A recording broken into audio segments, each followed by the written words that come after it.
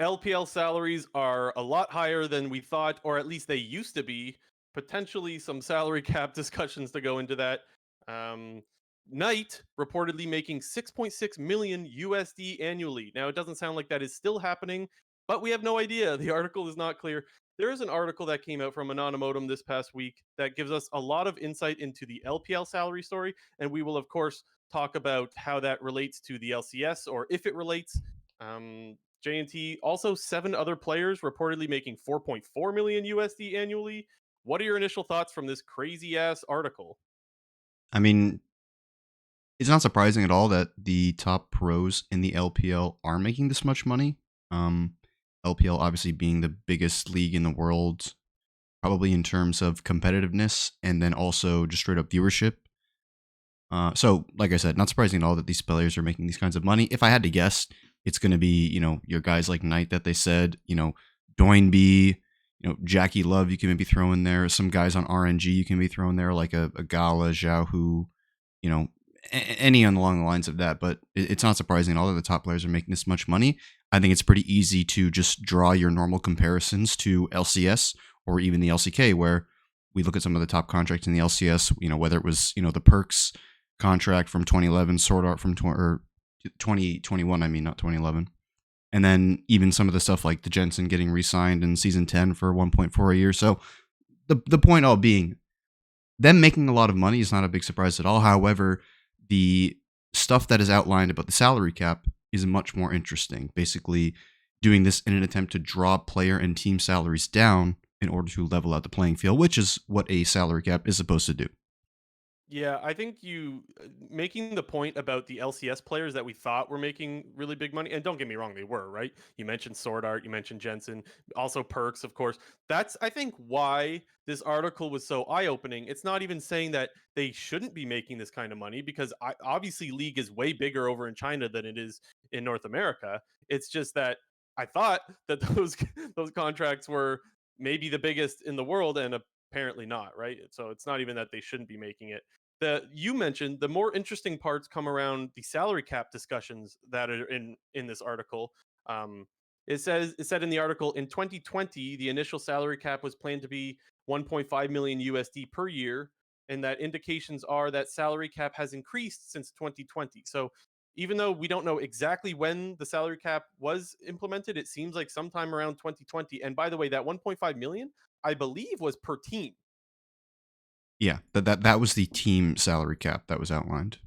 Yeah, and so there's a lot. Again, there's a lot to discuss. I guess let's start with there are apparently team salary caps, and then there are individual player salary caps. Let's start with the team side of things, JT. Do you think it makes sense for the LPL specifically to have salary caps based by team?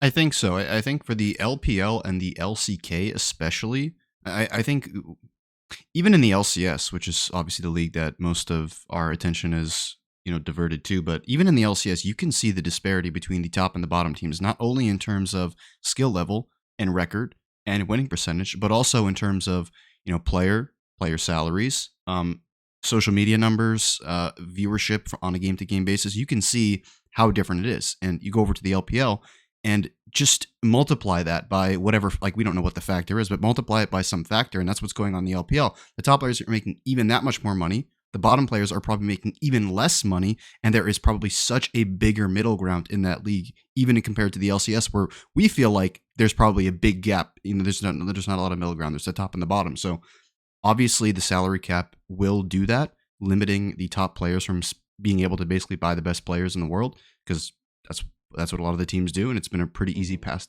path to success for the majority of teams who implement that strategy. Sorry, Team Liquid, they're maybe the only exception to this. Yeah, there But like that's the counter argument, right? Is that maybe there shouldn't be a salary cap because even the teams that do just buy up all the best players, like Team Liquid did last year, don't necessarily have success, or in their case, even go to Worlds, right? That's the counter argument. But the argument for salary caps, I would say, is that it helps spread out the talent amongst the league, which therefore makes games more competitive, right? I think it's not healthy for a league if the favorite in a particular matchup is going to win that matchup, like, I don't know, 90 or 95% of the time. Like, that's not healthy. Who's going to want to watch when you almost know who's going to win?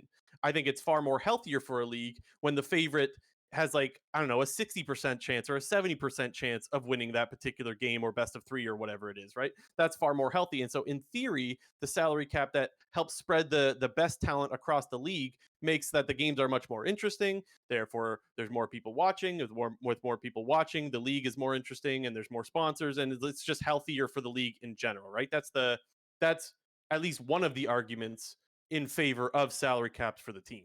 And the salary cap has been something that people have been talking about in league just in a general sense, not just league specific. I think this is something that has been brought up multiple times over the last maybe 3 or 4 years, and especially within the LCS after the announcement of the Team Liquid roster, everybody just kind of shook their heads and was like, "Oh man, Team Liquid just buying the best players. Split's not going to be competitive, whatever, whatever." And during that time, we did see talks about a salary cap in terms of how can these bottom teams compete with the best teams who just have the most money and are able to buy the best players. Now, with the knowledge that we have now with Team Liquid, that iteration of their roster obviously failing, maybe that, pulls away from that argument a little bit. But, you know, Team Liquid is just maybe one of the only examples of when it didn't work. And maybe we say it didn't work because we had hyped them up to be the best team in the league. But when you have teams in the LPL who aren't necessarily, the best team or the second best team, but ones who still have access to a lot of money, they can put together rosters that are very competitive in that league. And while fifth place and sixth place and fourth place doesn't sound very good, if you look at the landscape of the LPL,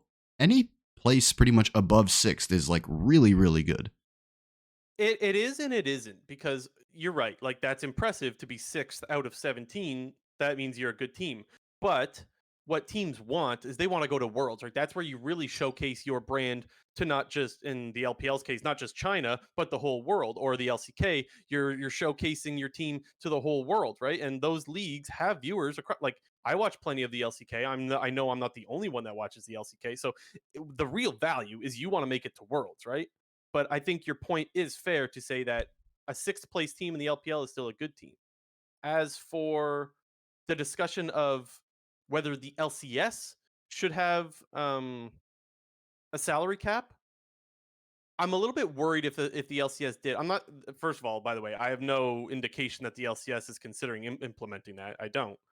But I'm a little bit fearful if it ever decided to do that, because I would wonder how low the cap would be and if that would disincentivize players to want to play pro, and when they could just go be, I mean, it's just be Tyler One Forehead, right? It's not that simple, but you would make a lot more streaming, which has traditionally been the case already to begin with.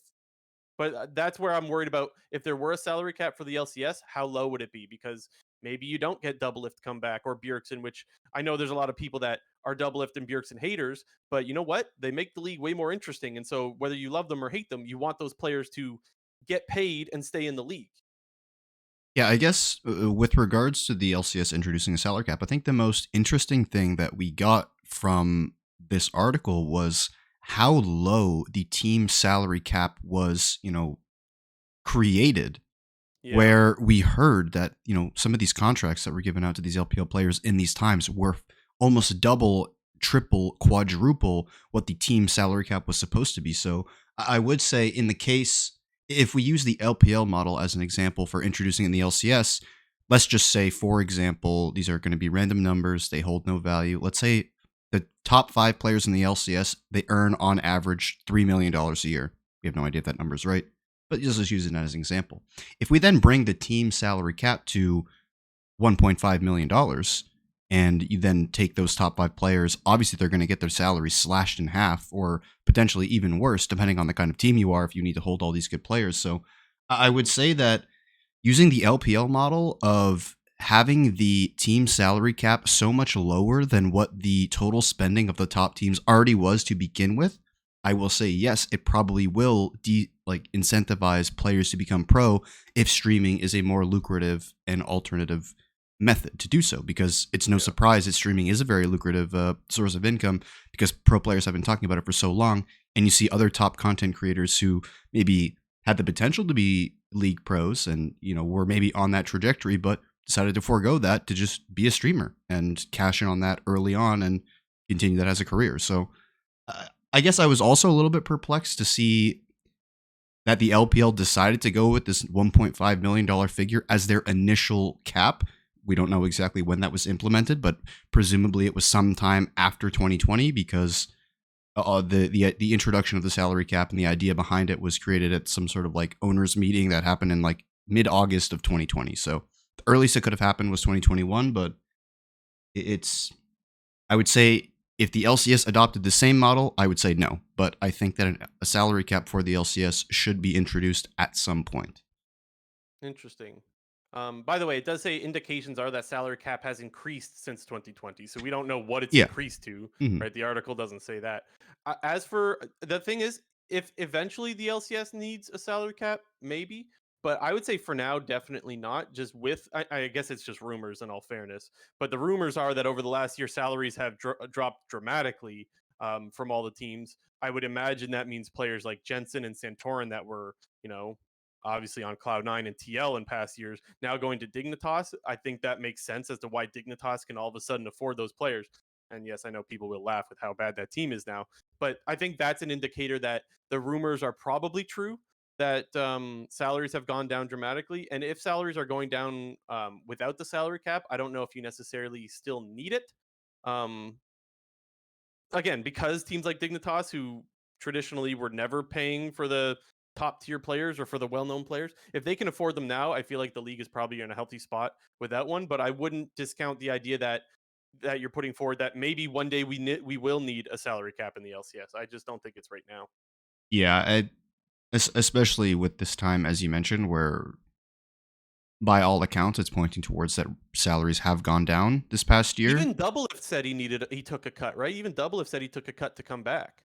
Yeah, I mean, Doublelift has said on stream a bunch of times that if and when he did come back, it wasn't going to be for money; it was going to be for a good team. And whether or not you believe that statement, but I think it probably holds some percentage of the truth in there that he just Yeah. primarily wanted to get on a good team, and it was probably not. It's no surprise at all to hear that he took a pay cut to be on 100 Thieves, one of the best teams in the league, pairing up with Bjerg, his former teammate, the goat. So, not We don't know surprising with how that much of a cut sentiment. he took. Like, like it'd be funny if he's like, "Yeah, I took a pay cut. I wanted to be a good guy," and then he's like, "Yeah, my pay cut went from 1 million to 900K." Like that would be Yeah, kind of funny. But yeah.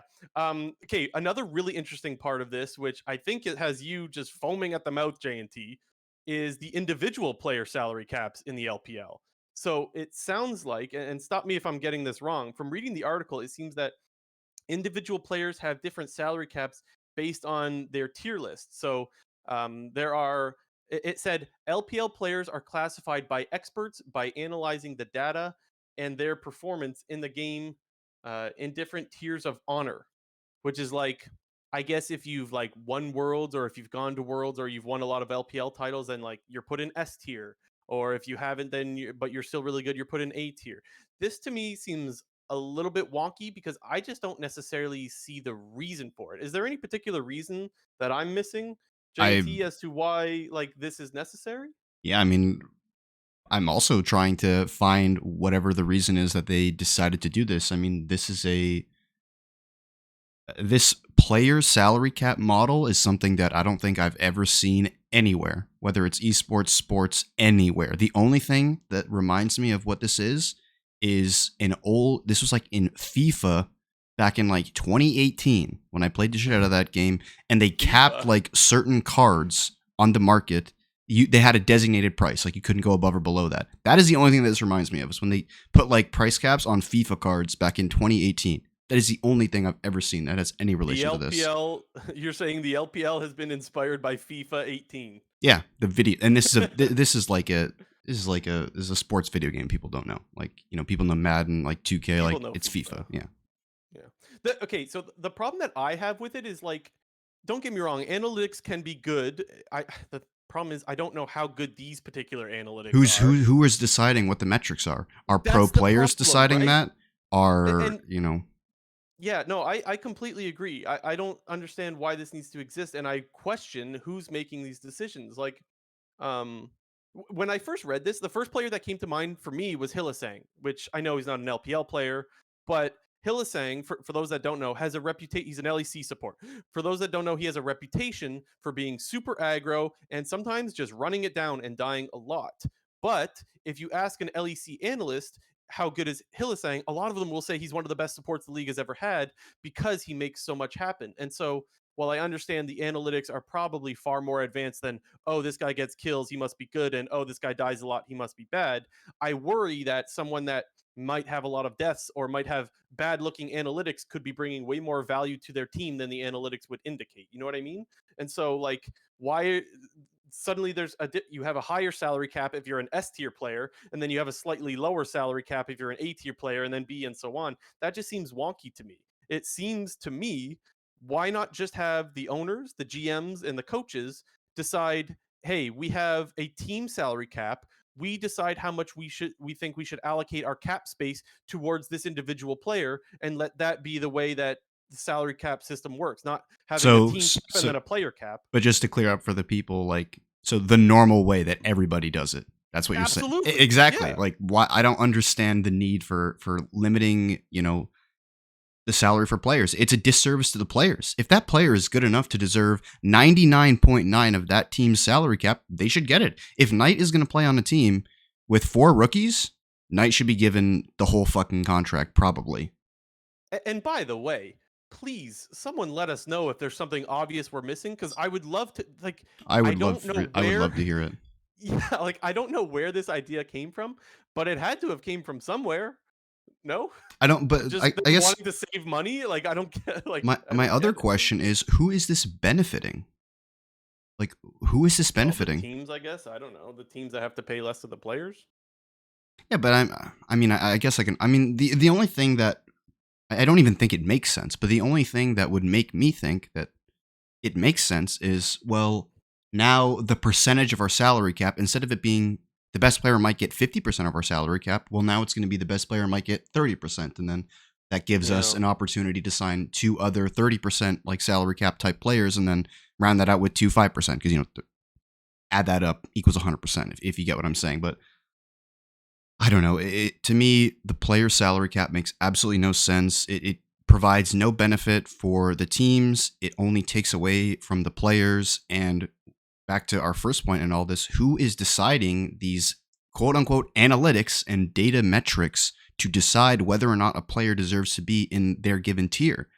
You know, not that I think this is likely to happen, but like if players either know the systems that are put in place to put players in a specific tier, or if those methods are found out, or if they're created by pro players can play towards that and just be a KDA player. Like, I don't even know. Like, and I don't think, I guess another point on that, I don't think that international competition should be tied to this whatsoever, because you're going to have players in these various leagues who are never making international competitions ever in their entire career, but can still be top level and high level players.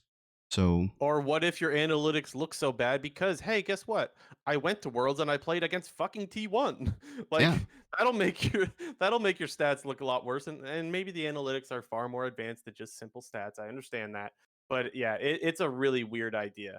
Um Like, is I going to want Worlds an automatic plus, or is it going to Worlds as a plus, and then your performance is either an additional plus, or if your performance is bad, it's a minus? So, like, you just basically don't get any credit for going to Worlds because you played bad at Worlds? Like, oh my god, it makes no fucking sense. It's like, I'm getting a bit mad.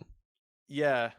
And again, maybe there's reasons, so let's not get too mad, J&T. Maybe there's a good reason, Find me the and reasons. we have just yet to hear it. Okay, so on this same sort of topic of player salaries and how much players should be getting paid, there was obviously a tweet that a lot of people have been talking about over the past week or so from Cloud9 Portillo. For those that don't know, he's been their social media manager for quite a while. He might have become something else. I'm pretty sure he's still with Cloud9, but longtime social media manager. He was the guy that was well known for the "There's no way this team comes back from a 2-0 deficit" tweet. What else was? Thanks, There was Jensen, the for giving us our first title when they were up 2-1 yeah. and then they lost.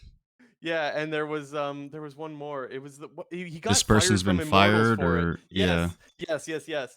This person is no longer with the organization, has since been fired or something like that. So lots of good He's news. a Anyways, he's a top tier memer in the LoL community. very much so. And he came out with the take. He tweeted on March 9th. He said, pro players shouldn't be paid loads of money if they don't put effort on taking care of their image. Playing the game, practicing, and winning are not the only job of a pro player. Pros also have to work on their social numbers, personal brand, and content creation, which I think a lot of people agree so much with. Where do you fall on this one, Jinter? Well, I definitely agree, but I think a little bit of this, I mean, what he's alluding to is, there's not enough pro players who are, trying to up their social media game, who are streaming enough on Twitch, who are interacting with the community, because I think it's pretty obvious as we've moved on to this new age of the LCS in terms of, franchising and whatnot, there is, at least to me, feels like a lot less interaction on social media and Twitch streaming from the pros to the just the general LoL community. And maybe it's picked up a little bit over the course of like the last year or two now. I would say maybe kind of spearheaded by evil geniuses, because they kind of just seem to have ignited all of the trash talking that's going on in the LCS from, a year, 2 years ago when they started the whole hashtag live evil. But what was I saying? I just, I don't I know like did a exactly. tangent on EG live evil, but Okay, I'll you let me know if it comes back to you. The one area where I somewhat disagree with Portillo, and this is just the first sentence of his tweet. He says, "Pro players shouldn't be paid loads of money if they don't put effort on taking care of their image." I somewhat disagree with that because it's possible that a player puts forward no effort whatsoever to their brand, but still is absolutely insane and wins a bunch of championships. Then they should still be paid loads of money.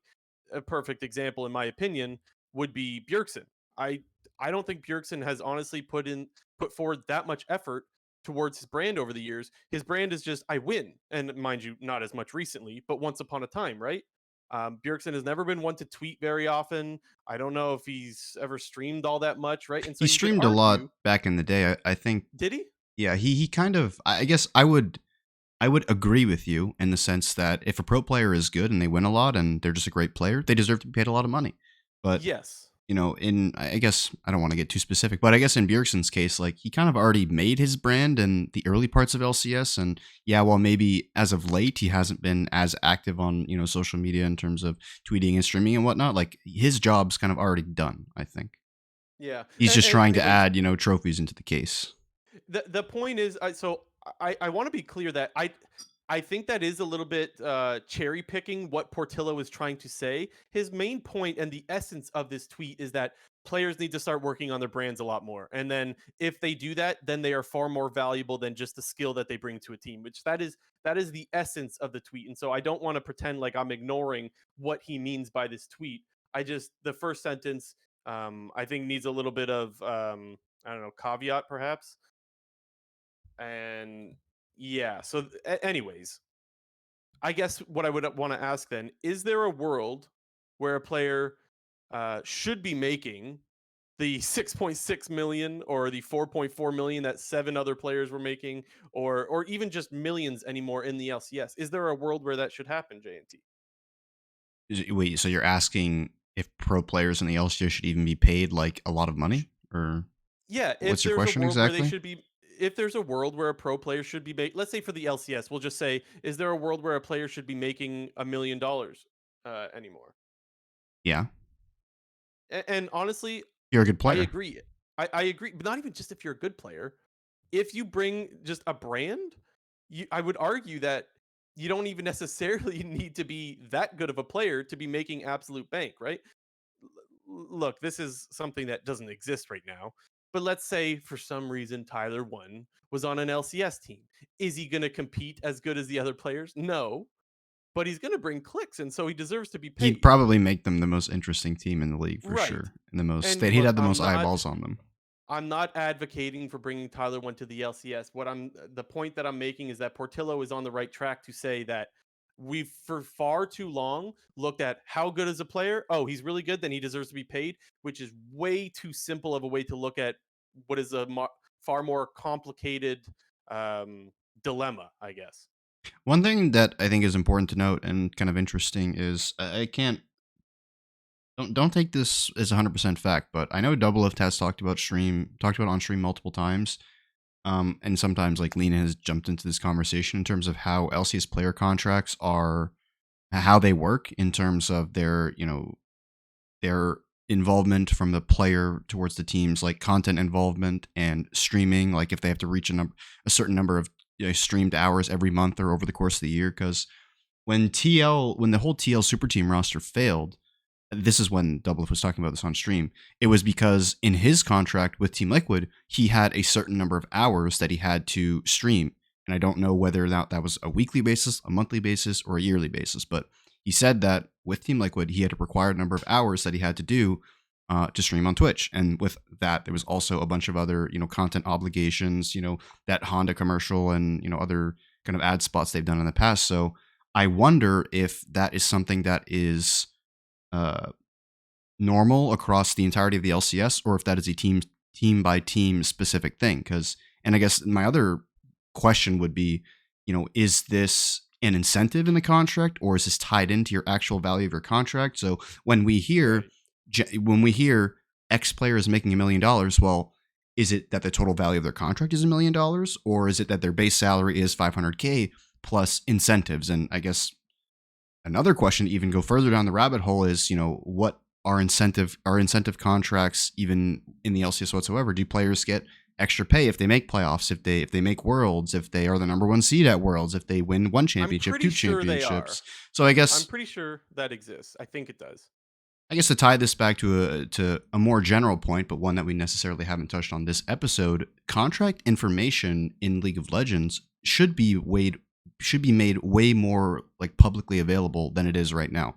You see that in traditional sports a ton in terms of how many years a contract is, what the total value of it is. You even get certain breakdowns of incentives that might be in that contract, any specific stipulations. All of this is public information. And with the LCS, pretty much the only info that we have with 100% certainty is how long a player's contract is, because they have the global contract database. You can go see X player has a contract from this date to this date, but that's all we know. And the only stuff that we can know about contracts is what we hear getting reported on.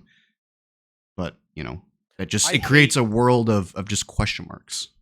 I hate that they're not made public. And I it's do not too. just because one reason is because, yes, we're all curious, right? We want to know what the players are being paid, right? And if we're paying for their salaries by buying merchandise, for example, or going to Worlds or going to the LCS or whatever it is, I think it's kind of fair that people that are paying for their salaries know, right? Um, the other thing is, and this is the reason why I really hate it, is because I think players should know, hey, what is this guy making, so that they have an idea of what they're actually worth. If like, uh, I'm just going to use an example of Blabber and Svenskeren when they were both on Cloud9. Svenskeren was MVP, right? One split, and it's like, hey, I want to know how much he was paying when he was the MVP how much he was being paid when he was the MVP. Then Blabber wins an MVP later. I think it's fair to say, hey, look, I won an MVP. I want to know how much that guy made after winning an MVP. Like, it's just fair for the players to know their actual value. And by hiding it, I find it's kind of sleazy from the owner's perspective. But again, maybe there's other reasons why it's good to keep it private, Well, because and maybe you could this argue that is the players would get flamed if, oh, you're making this much money and you can't even win, or blah blah blah. Like, there are reasons. I just don't think I think making that stuff public, there's more benefits than not. Yeah, I agree. I mean, we don't exactly know, like maybe all teams and, owners and players have access to those numbers. They have a different contract database, maybe a more filled in contract database, who knows? But from us being the public, we don't know anything basically. I have one more point that I want to make, and then I'll let you take over, JT, if you have more to add. I'm losing my train of thought here.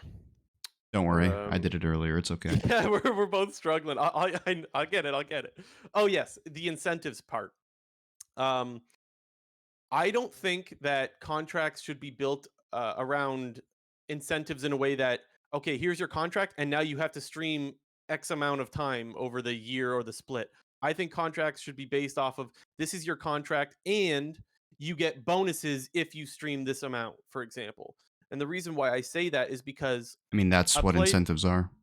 no, it's not necessarily the same, because what might happen is, let's say I sign a contract, but now in that contract, I have to stream, I don't know, once a Oh, week, for okay. Yeah, example. yeah. I think I it see should what you're be, saying now. here's your contract, but you get a bonus if you stream that once per week or something like that, right? There's a difference there, where one, you're absolutely held to streaming once a week, and the other, it's your option, but if you do it, you get a bonus. You see I what I'm guess saying? I get what you're I, saying. I guess I should potentially rephrase what I was talking about earlier with Doublelift talking about his TL contracts. I don't think he explicitly said it was required, or if it was an incentive where if you also stream X number of hours you get a bonus. So I guess Yeah, I and should I'm not say saying in the one example I introduced, it was quite open ended. It was not one way or the other.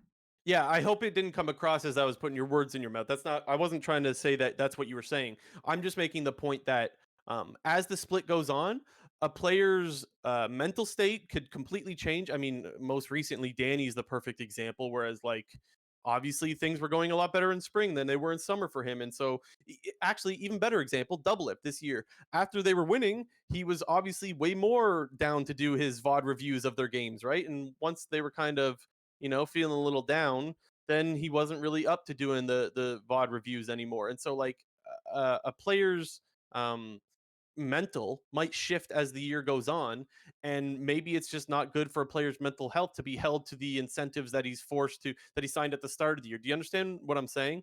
That's why I think it's way better if the incentives are bonus rather than you're absolutely held to them in the contract. Is that Am I making sense, JT? Yeah, no, I agree as well. But I guess I Yeah. would also say that it's on the player's responsibility to ensure that whatever contract they sign, it's something that they believe that they can fulfill and accomplish. So if Agreed. there are stipulations in your contract that state you must stream X number of hours, well, that's something you either need to negotiate with, and whether hopefully they have an agent or a lawyer who's working with them with regards to these things. But, you know, if LCS pros are not doing that, then that's pretty whack. So I agree. However, I just think it's in the organization's benefit to make them bonuses instead of, bonus incentives rather than something that you're absolutely held to, because it's just better for the mental health of your player altogether. So I think if it's bonuses, I think it's a win-win from the organization and player side of things personally. Um, Feel free to let me know in the comment section if I'm wrong. But I guess I The would say in that scenario that would probably cause the base salaries of contracts to go down in general Yep. and would, you know, incentivize, you know, more orgs to, or I I guess it would incentivize the players to put more, incentive stipulations if they believe that they can fulfill those. So Yeah. No, I think you're right. The base salary would go lower, which is okay, but I think it's way better for the mental health of the players, because who knows how you're going to feel about having to stream once a week 6 months from now rather than when you first signed the contract, right? Do you have anything else on this stuff, Jinter? I mean, I guess I mean, we've been talking about this for about half an hour, but to basically Mhm. summarize our thoughts here: team salary cap for the LPL and the system they've implemented, good. Player limited salaries, absolutely terrible. Please comment the reasons on why this is a good thing. Doesn't even have to be like, a reason that they've said, a reason that you think. Like, Yeah, I would love to hear the potential benefits of limiting a player's salary. Please fire away. or anything that we missed for that matter. Maybe there's something else that we missed, because there's probably a long, long, long discussion that could be had around this kind of stuff. I guess last thing before we do move on, J&T, are players overpaid in general? I mean, it's always hard. I think I don't want to like turn this into a generalized conversation, but when a person signs a contract, that's an agreed upon value that both the team and the player think they're around. But if you sign a contract at a certain value and then you start performing lower than that expected value, obviously you're going to be overpaid. Like, so I would say probably pre the contract like reductions that happened earlier this year, I would probably say yes. Yeah, But I agree. once again, none of this information is public. So if they're overpaid, well, we don't even know how much they're getting paid. I'm inclined with the exact same answer. I think I'm going to say no this year, but again, the contracts are not made public. But I would have said absolutely yes just a year ago or 2 years ago or whatever. Yeah. I mean, So in it, terms of like, the contracts that we do have an understanding of, I guess to use Knight as an example for like his 6.6 million figure that he reportedly was earning in like 2018, 2019, early 2020. Obviously, that was, the best parts of his career when he was just like absolutely destroying people on top esports. Um, I guess in that case, you could probably say yes, like $6.6 million. He was a consistent top player and top team in the league. He was one of the best players in the league. Was taking top esports to worlds on multiple occasions. So I would say yes, but maybe more recently, no. But he's probably not making as much money now, so who knows? I also the other problem with the LPL, like I have a much better opinion on the LCS players because I see how involved they are with like streaming or tweeting and growing their brand. Whereas like Knight, I have no idea what his social game is on like whatever the Chinese Twitter is or whatever they have. Like I don't freaking know, right? Weibo, I So guess. I think yeah, that's I'm so uninformed in that area. But with LCS players, I think they are not overpaid. Although maybe Travis comes out. Remember how Travis I Gafford mean, used to do certain those players are videos? probably are, you know, Yeah. Do you remember how Travis Gafford used to come out with those videos? He wouldn't say how much players are making or how much teams are paying, but he would do it by like like which team is how just much spending the teams most. how much teams had to pay for every win that they got. Do you remember that? Well, I remember what you're talking about, but he also just did like a ranking of like these are the teams that spent the most on their rosters. You know, Oh, no did he? numbers actually given. Yeah, I don't remember exactly what it was, but yeah. Anyways, maybe we'll have a better opinion on it once if he comes out with another video like that. But anyways, really interesting stuff, I would say. We are going to get into the teams now because we're going into the last week of LCS and things have shifted quite a bit. Before we do, I need to remind you: hit the subscribe button if you're enjoying the content, guys. Hit the like button, and of course, leave a comment. JNT and I really want to know what you guys think this week about the LPL salaries, maybe about the LCS salaries if you have any information, and honestly, any region salaries, because I think it's something that needs to be discussed far more often. And it's just nice to be able to do it for once because we haven't had these kinds of discussions in quite some time. JNT, the LCS last week, spring. I guess we're starting with Cloud9 because they're probably in first. they're They're back tied for on top, first. baby. Yeah, they are still technically tied for first. I mean, actually, technically they're not because they're equal in record with FlyQuest, and FlyQuest holds a 1-0 head-to-head record. But we Ooh, will second place, Cloud9. we will get the answers to these questions very soon. So technically in second place, but I don't know about you, but it feels like Cloud9 is the best team, and I would say they're the best team by not a small margin, not a big margin, but a margin. I would not say by. I would say by a small margin, and I guess I could understand the argument of why you would say a significant margin, perhaps. If stop me if I'm putting words in your mouth, but is because JoJo is kind of coin flip, right? I mean, I'm Because FlyQuest is not looking as good as we thought they did. I don't know, 3 weeks ago or whatever it was. So I still think that by the time playoffs comes around, I don't think Cloud9 is just going to cruise through all the top teams, despite the fact that I think they are the favorite, if that makes sense. yeah. And so that's why I guess I say a slight favorite. Yeah, I But guess what's also kind of interesting is before the week started, I messaged you and I said, "Does it feel like whoever wins this game between EG and Cloud9 will be the best team in the league regardless of FlyQuest?" Did you agree with that statement at the time, yeah. and do you still agree with it now?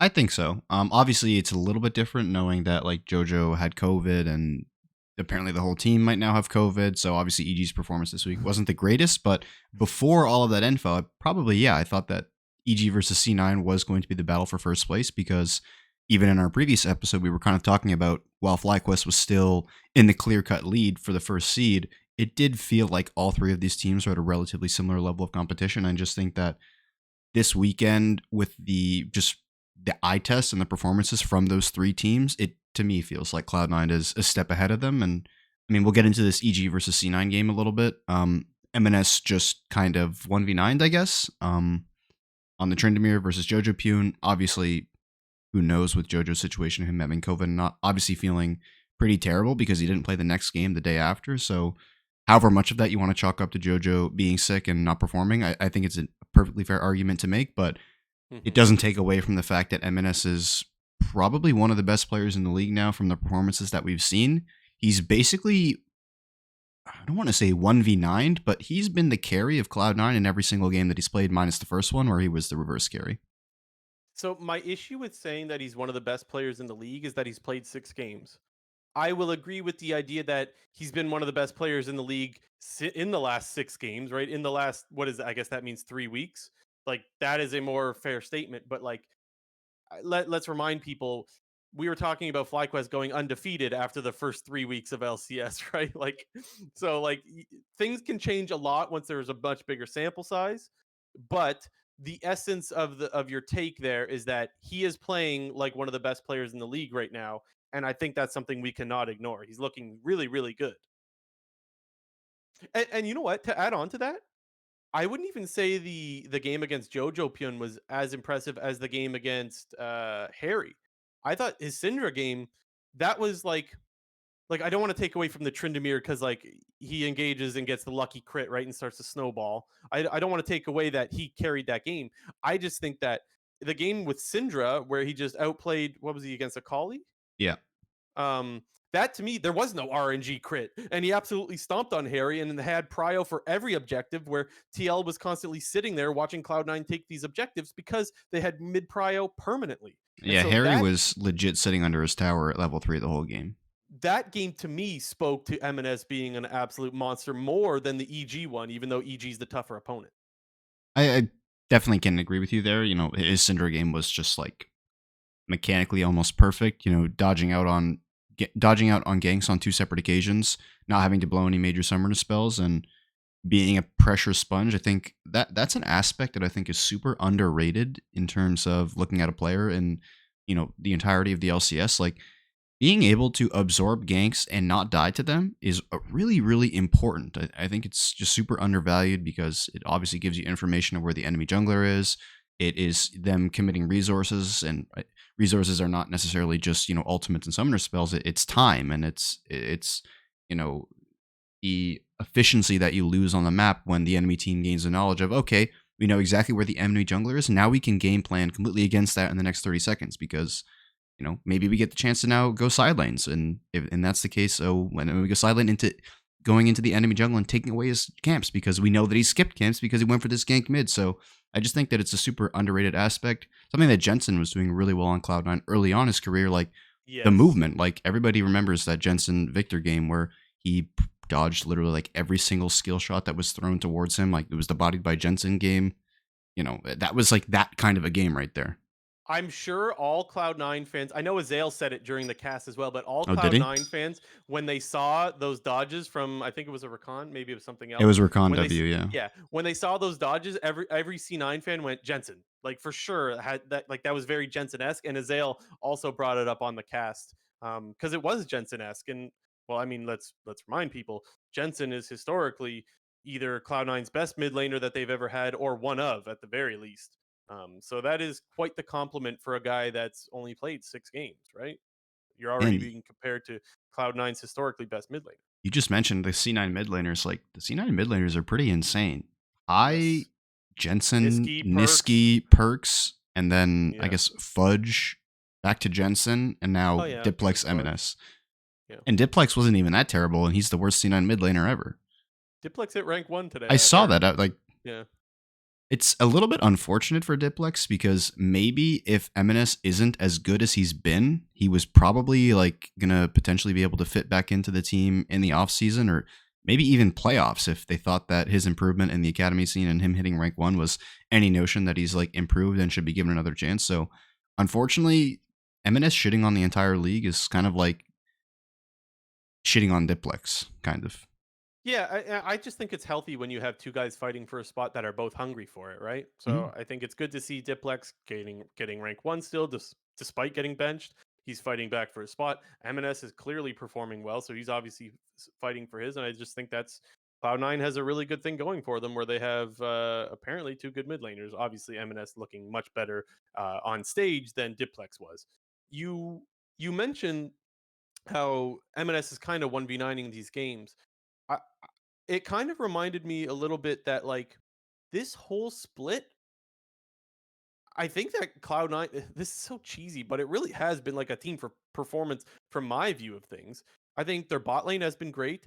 At the start of the split, Fudge was, I mean, he was probably the best player through week 1. He had the best, maybe right behind Prince after week 2 and 3. Like Yeah. Fudge was probably an early MVP candidate, even though it was obviously Prince at the time.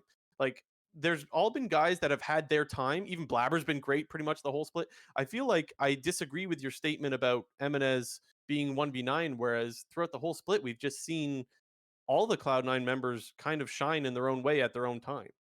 Yeah, it does feel like MNS is taking a little bit away from the other players on Cloud9 because, I mean, I do agree with you. You know, you know, he hasn't been 1v9 per se, but he seems to be the guy that has been shining the most on the team.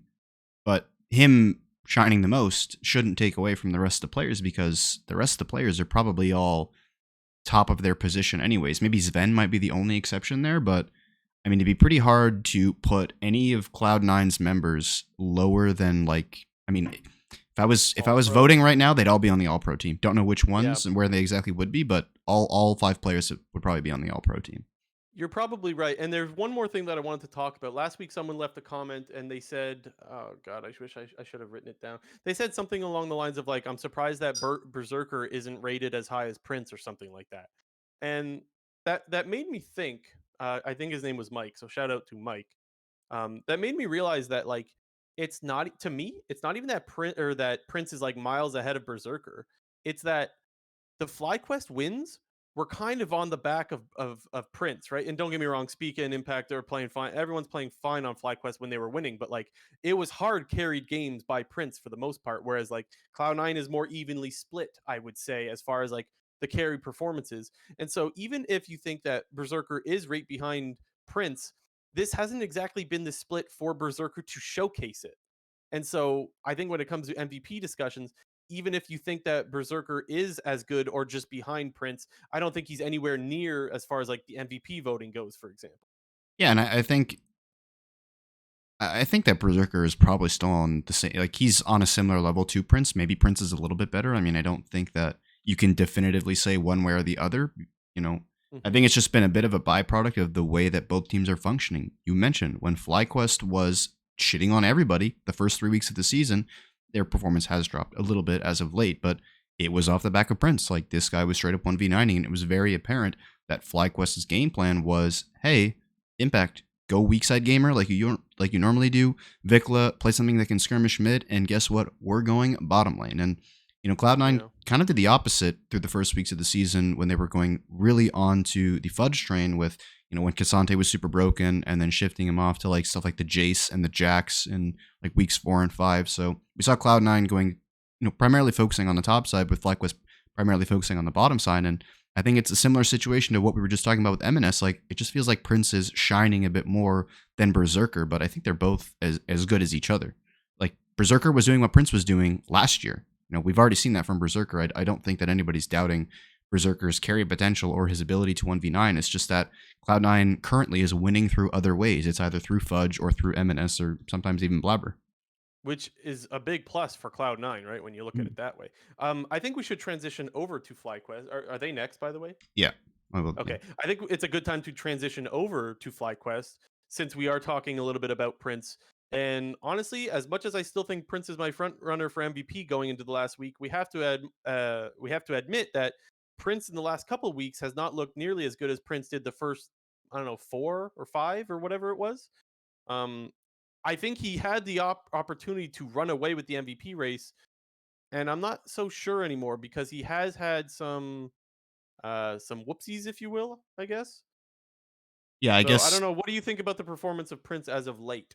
I mean, on the MVP conversation, you obviously didn't agree with what I said, so I will call this a hot take here. But I would like to firmly put it into the ether here. Okay. If MNS, if C9 goes 3-0 in Super Week and MNS Uh-huh. plays like he's been playing Uh-huh. since he came into the league, and Prince is average in the last week of Uh-huh. LCS and Cloud9 is first place, I think MNS should win MVP.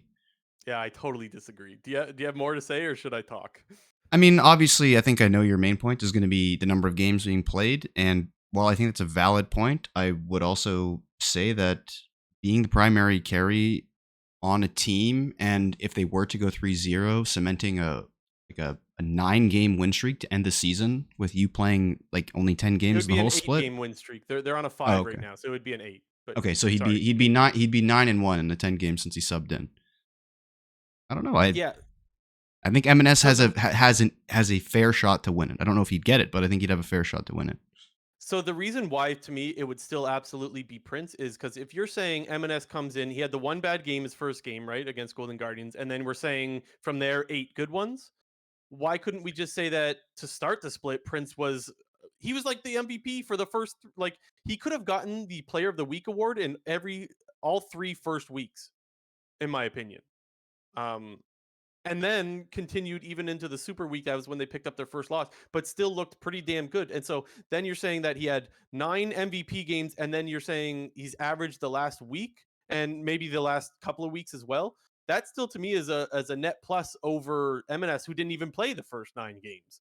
So yeah, to me, I just think that it's still Prince from that perspective, and I think even though MNS has looked great in the 6 games that he's played, I think you really, really, really have to stand out to win the MVP playing only half of the games, and I, considering one of them that he didn't look so good in as well. yeah, I know, and I would say that that's fair. I mean, my whole scenario and world here requires Cloud9 to go 3-0, MNS to 1v9, and it requires FlyQuest to be average. And Yeah. I think that scenario is not the most likely one that will play out because I guess I'm not trying to take anything away from Prince here because I understand what you're saying, where it's more just that it's a positive on Prince than a negative to MNS, but I think I'm just reversing the role here, I guess. So I'm not trying to take Everyone, anything away from Prince, but he's flame been. JNT, flame him, Go flame ahead, him, flame away. do it. Okay, let's talk a little bit more about the instead of the MVP stuff, because we still got a week for that to really have a decision there to make. Let's talk about FlyQuest's we'll call them struggles as of late. Obviously, they're still, what are they, 12-3? They're 12-3. They're Like technically first place still.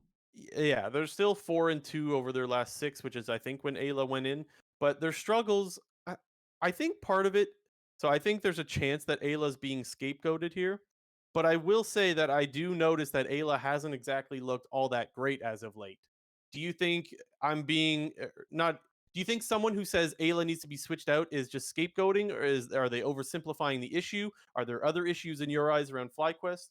I definitely think I would say that they're oversimplifying the issue. I think I Ayla, would in agree. terms of his individual performances when compared to Winsome from the first 4 weeks of the season to now, Winsome has been the better player.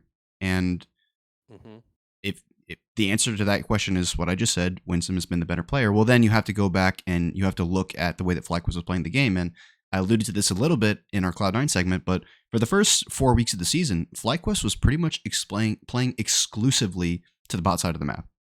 In the grand scheme of things, obviously you can gank top and gank other lanes during games, but for the most part, their time and efforts were primarily focused on bot lane. And I think we've seen a bit of a shift away from that in the last couple weeks when it comes to FlyQuest. It does feel to me that their gameplay is getting a little bit more vanilla than what they initially started with. And I think that Spica in the first weeks of the season was doing a lot more in terms of his game impact and his map impact in the beginning of the season than we've seen as of late. So to me, I can't peg all of FlyQuest's problem on the support position and the change that they made, because I just think that from an entire team perspective, FlyQuest just aren't as good as they've been. And I think part of that is just because, maybe that's because they shifted their game plan away from just saying, hey, Prince, go carry the game. But, you know, like I said, FlyQuest seems to be getting a little vanilla for me. Yeah, for me, so I agree that if the take is Ayla's got to go, I think that is oversimplified. Um, because I do think there is more reasons. Mainly, I just think there's poor execution on some of their fights. I think they're setting up fine for fights. I think there's been a few issues of who they're targeting or not respecting what cooldowns the other team has, but I think their setups have been mostly fine. It seems to me like a lot of the fights that they're losing, they're getting priority and they're getting vision and they're fighting in the corridors that they want to fight in. But like uh Ayla just, for example, engages into the Galio who still has taunt, for example, when he could go for the AD carry, things like that. Where I'm a little bit like, I don't mind how they set up. It's just the execution of the fight doesn't seem to be going their way. Or Impact when he came in on the Scion ult the one time, I didn't like who he targeted. I thought that I don't even remember who it was. I just remember that whoever he targeted was kind of already dead and he could have hit someone else with the Scion ult. So just some little tiny things, which gives me a lot of hope still for FlyQuest, because I still think most of the players have been playing pretty darn good from a macro sense, just some small little micro issues. And so I wouldn't be surprised if we go back into playoffs and FlyQuest is still a contender for the championship. Like, I don't think anyone is taking away contender contention. Is that the right word? I don't know what the right word is from them. Yeah, I think this is still, they're still firmly in the top two. They are tied with Cloud9 standings Are they? wise. I mean, I don't think EG. I mean, I think EG potentially had the chance to overtake them, but with the current situation on EG, with JoJo being out, the whole team having COVID, I'm going to assume affected their performance and maybe will affect their performance in the Super Week. So With Yeah. the EG situation, I think that FlyQuest is kind of cemented in the top two. That can change in the Okay. last week. We don't know, but you know, I'm just agreeing with you in the sense that I don't think that we should, consider FlyQuest, below where they are. Like they're still a very strong Yeah. team. Yes, they maybe aren't as good as they were to start the split, and like you said, you can attribute those to just maybe the small mistakes that they're making in some of these fights. Yeah. Maybe a good time to hop over to EG then, because I think I still would put EG slightly ahead of FlyQuest. Is that a bad take, JNT? I guess my question would be why and how. Because I think their execution in team fights is much better. I think that's where they excel, honestly. Um, I would look. We can't just ignore the fact that JoJo has been hella coin flip this year, right? And I know there's he was sick this past weekend, but I agree with Sven. Even Sven said it on stream. Like, yeah, he was sick this weekend, but he was running it down a lot of the games before he got sick. So I'm not completely ignoring that. But I do think overall, I think that they are still better when it comes, especially in jungle. Nothing against Spica. I still think Inspired is the best player in this league. And that kind of goes back to the conversation that we were having with Berserker and Prince earlier. The best player in the league doesn't necessarily get the MVP because they don't necessarily get that much opportunity to shine as much as in this particular meta a bot laner would. I thought Inspired looked really good before this weekend, and then his Poppy looked amazing again. I think he is their clutch factor, and I still think Vulcan is the best support in the league. For me, having what I think is the best jungler and the best support in the league, I think is so valuable, even if I put Blabber right behind Inspired. So your rankings you would say is C91 EG2 FlyQuest 3. Correct. And then I would Um, have I would C91 have, FlyQuest 2 EG3. yeah, and I think the difference is you have like a pretty significant gap in between C9 and EG as far as skill. Um, I don't know if wait, I wait. have a significant gap. I would say that I thought at the start of the C9 thing you said that like it's not really close for anyone to catch Cloud9. I said Or that no, I don't what know I what you said. what I said was that I was comparing Cloud9 and FlyQuest, and I said Cloud9 isn't like, extremely ahead of them, and they're not just ahead of them by a little bit. I think they're right in the middle. Like Okay. I wouldn't say they're I wouldn't what I would say is I would have EG and FlyQuest on a pretty similar level, and they're both a decent chunk behind Cloud9. But not a Gotcha. major chunk, not a little chunk, but a decent chunk. I understand. Okay, and then I would just give the slight edge to EG over FlyQuest. If I was making a But tier yeah, list, Cloud9 would be S, Fly and EG would be A. If that puts it into perspective a bit. but all three of those teams, I think we can still agree would beat any of each other at any time. Would you say, or could rather, Yeah. or no? Mm. Yeah. Okay. Yeah, I think we're on the same page there. Um. Yeah. What do you think about my take as far as Inspired and Vulcan? Agree? I Disagree? Or agree. I think, I mean, yeah, I think Blabber is close behind Inspired. And, me in too. terms of support, I would say Vulcan is the definitive best support in the league. I don't think there's anybody that's probably close to him. I'm trying to even think of anybody who I would put there because I don't think it would be Huhi. I don't think it would be, I mean, Sven maybe, but I don't think you can put Huhi. I don't think you can put Eyla or Winsome. I mean, maybe you could put Winsome if Winsome subbed in Super Week, maybe. But Yeah.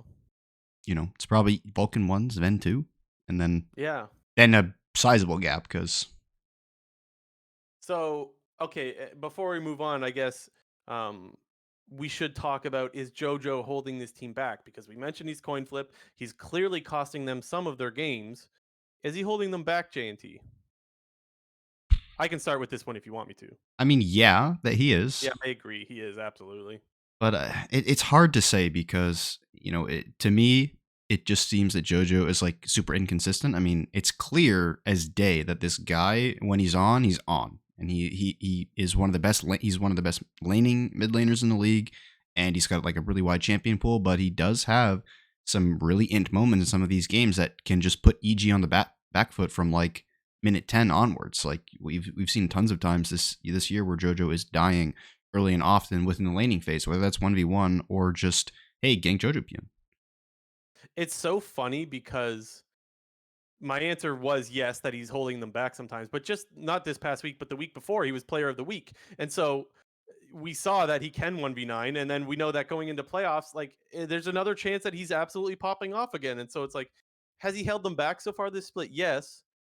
but I won't be surprised if he's absolutely popping off in playoffs again. So it's like it's a really weird thing to say, you know? Yeah, it's one of those situations. I've kind of used it in the past, but like when JoJo, when he's on, he's at a 10 out of 10. But when he's off, he's at like a 4 out of 10. And it's the consistency is just not there whatsoever. So you're either going to hit that really high or that really low. And, he doesn't have that just prolonged consistency that we can see out of, a player like Bjergsen. Well, Bjergsen's definitely not, the best mid laner in the league and hasn't really been for the last number of years now, but he is always pretty much going to be sitting at an 8 or a 9 out of 10 in terms of just general performance. Hmm. Whereas JoJo's Okay. like he can be the best, like in any given game, he'll be the best player in the game, or he'll be one of the worst players in the game. Yeah, it feels like there's still so much to learn from EG, and maybe a Super Week that has 3 games will help us learn a little bit more about them.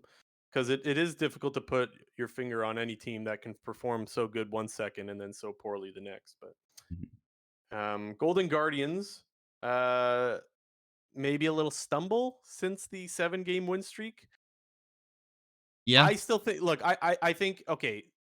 I think that they are just solidly our fourth best team, and there's nothing wrong with that. And I think that a fourth place team is still a contender. And so I don't think that that has necessarily changed.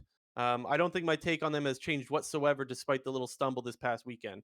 Are they a contender? Yes. Are they a contender as much as Cloud9, EG, or FlyQuest? No. And that's where I got them still. So that hasn't changed, despite the fact that they didn't exactly look so clean this weekend against 100 Thieves or was it Immortals? Who did they play? they played 100T and TSM. Oh, oh yeah, it was TSM. That's right. Okay.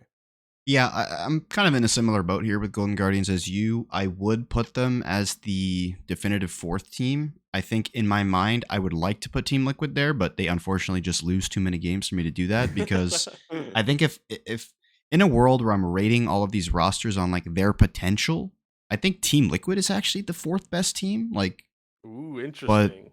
unfortunately, like JoJo Pune, they just lack the consistency to do that over the course of an entire game. We'll see really great moments. I don't want to be talking about Team Liquid here, but so I'll shift back to Golden Guardians right now. But what I would say is I hold my same opinion as I did when we go last week. Like you, they aren't as good as the top three, but they are still a contender. They're just sitting there. But I would also say that I'm still lower on this team than the majority of the community.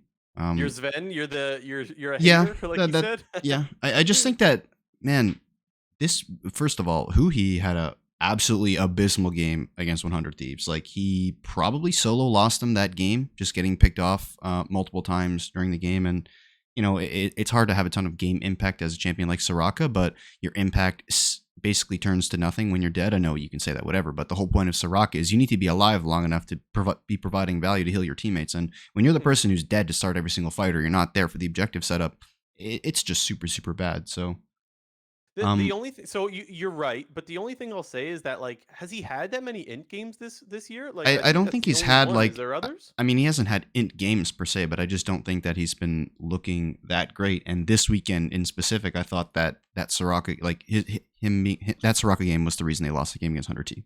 Yeah, I think that's fair criticism because he was caught quite a bit. But I would just say that he's been such an asset to them that like one game doesn't make me lose faith in a player. Because if it did, then you could argue that we should have lost faith in M&S when they played against Golden Gardens, right, in his first games. Because Yeah, it's no, like I'm it's one game, right? So you don't. mhm, But yeah, I do agree where you're coming, or I do see where you're coming from. yeah. It just feels Uh, like with the sort of lack of like the middle ground in the LCS right now.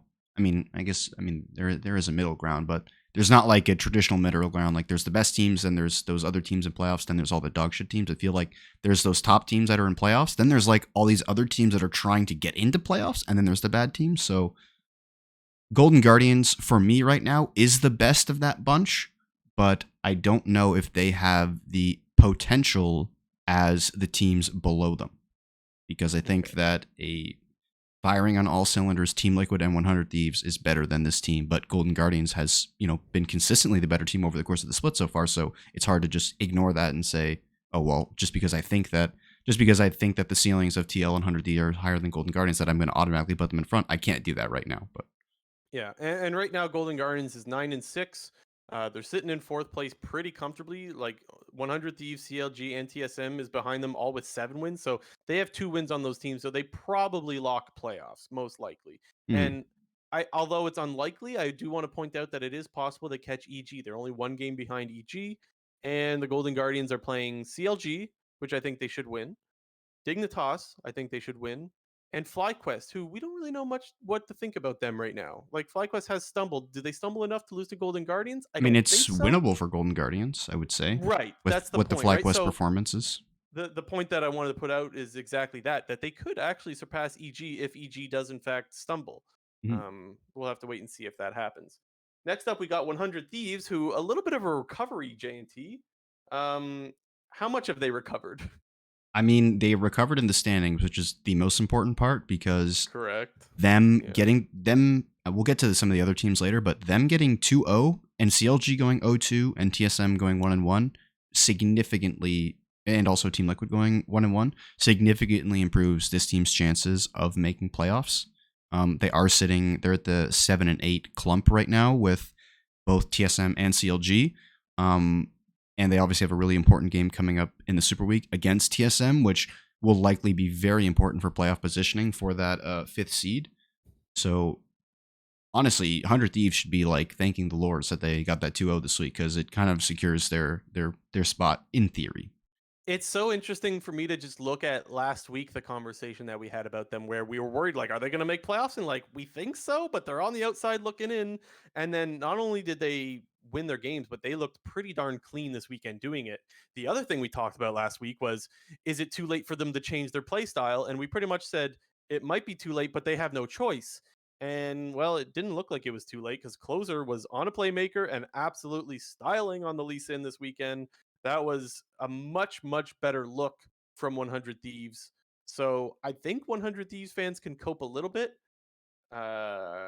Maybe not the greatest opponents. I mean, obviously Golden Guardians a good opponent to beat.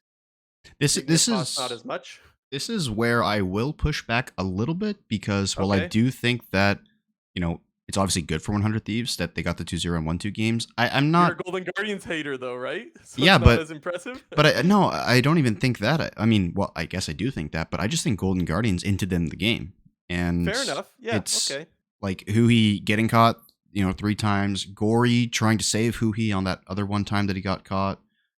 I don't know. I thought that mid play where Huhi got caught died when he had absolutely zero pressure on the entire map to walk into Bot River. He walked into Bot River when his mid laner was sitting under his tower.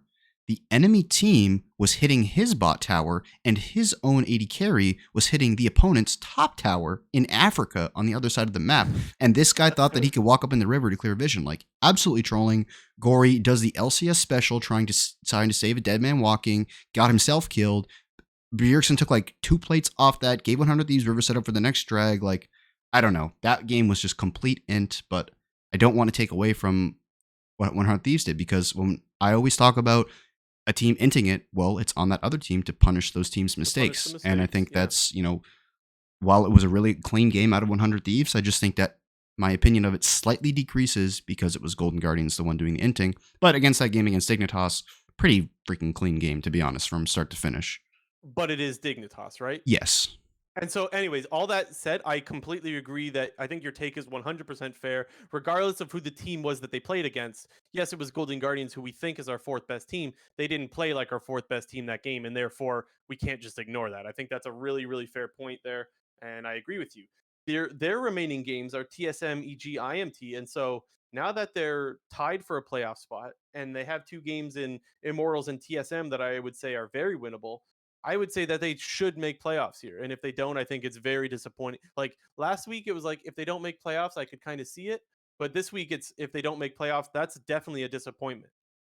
Yeah, I guess because going into this week, it was that week prior that it just happened. It was 0-2 from 100 Thieves. Golden Guardians was still looking pretty good. So I think both of us, we assumed that Golden Guardians was going to win that game. And while we also assumed that they were going to beat Dignitas, them getting that win over Golden Guardians just pushes them pretty much one extra win to where the majority of people thought they were going to be. And that win against Golden Guardians is probably going to be the reason why they make playoffs, because as you mentioned, their schedule, they got 2 pretty easy games against TSM and Immortals. TSM maybe not an easy game just in terms of, looking at the standings, but I think it's always important to talk about like the trajectory of teams. What we're seeing, it's looking good for 100T right now. Yeah, I do I want to go agree. back just before we close out this team. I want to go back Go to for one it. of your initial points that you made, and probably the reason why 100 Thieves is looking so good is closer.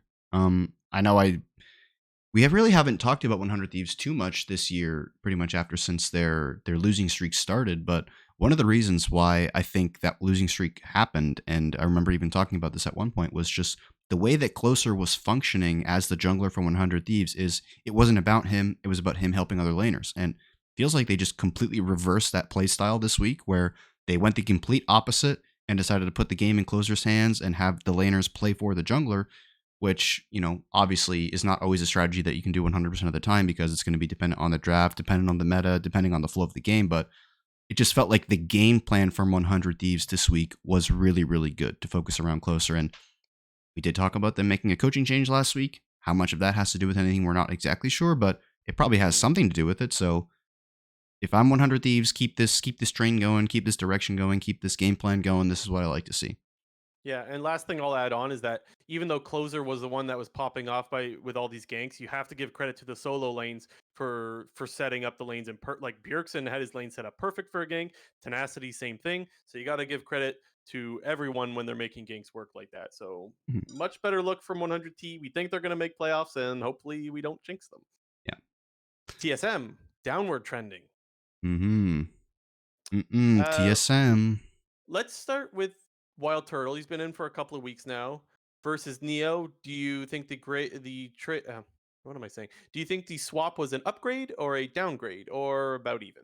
I think it's about even. I mean, it's how many games has Turtle played now? He's played 4 games. I want to say 4, but Yeah, maybe it's 3 weeks. I don't know. I no, think it was I just 2 weeks in yeah, 4 games. I think it's just been the 2 weeks. But I guess I would say there's been no noticeable difference. I don't think they've been winning, more bot lane or losing more bot lane. I would say it's pretty equal. I disagree. I think their laning phase looked a lot better. Mind you, that was last week when they played the Ezreal Karma. And even though Turtle actually had a couple of ints this weekend, I find him far more active in making things happen. Which this kind of goes to yes, he's going to look bad a lot of the times, but I don't think you want a player that's just going to sit back and chill like Neo kind of seemed to be doing most of the year. I think that Turtle is yes going to look bad sometimes, but still much better for your team to try to make things happen rather than just sit back and wait, which is a TSM classic, right? I So I do agree even though with I that would say point. as far as skill level, I wouldn't say all that significant of a buff. I just like TSM's chances of making things happen and winning with Wild Turtle just a little bit more. I definitely I think I agree with that. Mainly because just how we were talking about with 100 Thieves, like TSM has kind of felt like a team that hasn't doesn't really have like that much of a game plan. So I think if Wild Turtle gives you that opportunity to play around and play through bot lane, and that's something that you can't do with Neo, who may be more consistent, doesn't have super int moments, but he doesn't have that carry potential, and a player like Turtle does. That's just going to be a net positive. It just gives you that one extra element to your game that another team has to be concerned about because it Yeah. does seem that since Turtle's been in, they are picking these very strong laning duos. A lot of Karma being played in the bot lane, paired with both Ezreal and Caitlyn for Wild Turtle. So I guess the game plan shift a little bit more for TSM with the bot lane focus is good. However, they should have fucking lost that game against Immortals, man. Like this team should have went 0-2. They were lucky to scrape out that 1-1. Yeah, fair. That is definitely fair. And I need to be clear. I'm not ignoring that Wild Turtle had some ints this weekend. The one time he just started trading with Licorice on Scion and forced himself to use his own Zaya Oh ulti. yeah, that was And hilarious. I was like, dude, what are you doing? Like, there are some crazy ass plays. Or even there was the other aggressive play where he ended up living. I think that was against Immortals where he like flashed in on the Caitlyn or something, or maybe it was Gale forced in. I don't remember exactly what the play was, but he could have died. But again, he's going for the play. He recognized that he needed to try to kill someone, and so he went for it. And I think it went in his favor, if I remember right. But yeah, there's definitely some ints, but I think a slight upgrade. Overall, though, what are you thinking about TSM? 100 Thieves, Dignitas, and FlyQuest is their remaining schedule. Um, Yeah, they I'm just don't. gonna say it. I think there's a chance they owe 3. What do you think? You think that they owe 3? I mean, Yeah, I don't think that they're they gonna lose to lose. Dig. I don't think they can lose to Dig. I mean, I'm not gonna predict that they're losing to Dig. I don't got the guts. But I could see it. I could see them 0-3ing. Yeah, I mean, I think that, they obviously have a difficult schedule going up against both 100 Thieves and FlyQuest. However, if you look at some of the other teams that are, in a similar situation that are fighting for playoffs, they have a more favorable schedule than some of the others. I mean, we'll get to those teams later, but, CLG, for example, they have Golden Guardians, Team Liquid, and Cloud9. And with TSM, CLG, 100 Thieves, and TL all fighting for the two remaining playoff spots. I think we sort of covered that we think 100 Thieves is going to get that other one, but I think TSM is actually going to get that last playoff spot. I think they're going to squeak in there. It probably will result in some tiebreakers potentially. I'm trying to think of the head-to-head record between TSM and Team Liquid because I know it. I got it right here. if it's a 1-1, is 2-0. TSM is 2-0 versus TL. okay, so I guess never mind. In my scenario, then TSM gets in as 6 seed playoffs. So they're making playoffs. You heard it here first. Okay, so let's go over to CLG then, because it sounds like you don't think they're making it. I mean, I just They alluded to their lost to Dig schedule this weekend. Yeah, despite the fact that they lost to Dignitas, they are playing Golden Guardians, Team Liquid, and Cloud9 in their Super Week, which is pretty damn hard because the easiest game is Team Liquid, and maybe it's my Team Liquid bias, my inner TL bias here, but I don't know. I think that TL has so much more potential than what they're doing. Yeah, no, I think most people agree with you when it comes to TL. Like the thing is, TL has just thrown so many leads, but we're not. Most people have recognized that TL is getting those leads, and so there's definitely some credit you have to give to them, even if they are so incredibly bad at closing out the games. They're clearly not just pure garbage, right? Getting Mm-hmm. leads is something that's really valuable. So, and I guess the other thing I'll say is that if I think that TSM could go 0-3, then I definitely think that CLG can go 0-3 going up Yeah. against Golden Guardians, TL, and C9, right? Mm-hmm. Uh, one little thing, a little bit of cope that I'll give to Palafox this weekend was his Gragas was so close to having some really nice plays. But he just missed a couple of ulties that like just barely didn't knock people in the right direction, which I think could have swung the game more in their direction. But he didn't. He didn't land those ultis the way he wanted to, even though close it only counts in horseshoes, hand grenades, right? So that was the only thing that I thought kind of looked good out of him this weekend was Palafox almost had good Gragas ults, which is cope AF. Yeah, I think Palafox is the only reason to have any good things to take away from CLG this weekend because Palafox did have a pretty good weekend, but I mean, do you want to start with the dig game first or talk about the EG game? I'm fine either way. I kind of just want to. Well, we can start with wherever you want. You Well, go ahead, but I do want to ask you before you go. I just want to ask your thoughts on Aurelion Soul. So, if they should be continuing to play that, and if you like it, but go ahead and do your piece. first of all, I'll get my big thing out the way. That CLG draft versus Evil Genius might have been the worst thing I've ever seen in my goddamn life. Holy fuck, that was the Let me worst shit I've pull it ever up. seen.